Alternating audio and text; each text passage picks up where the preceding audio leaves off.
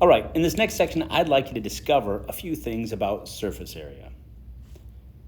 In summary, for the most part, if you know how to find the area of a circle, a rectangle, and a triangle, you just have to be able to put the pieces together. For instance, on this one, this is just a rectangular prism. You're going to find the area of a lot of rectangles. Do you remember what the formula for the area of a rectangle is? So for instance, on this side of the prism, we have a base of 4 and a height of 3. That's going to be an area of 12. And what do you know? There's going to be another side of that same area over there.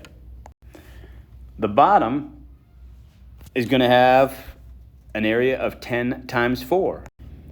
And I think that looks like the top as well. Got two pieces left, the front and the back. They're going to be 10 times 3. And again, you'll have two of those.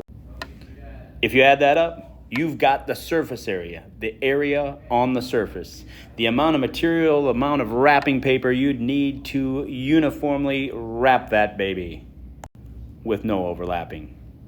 Hey, that's why we have Scotch tape. This particular question is not that much different. It is a triangular prism. However, there are many rectangles on this one as well. Find the area of the 3 rectangles. Add the area of the 2 triangles. A recap. What's the area formula for a triangle again? If we're able to break it up in its separate parts, we just have to add those areas together. Now, the cylinder.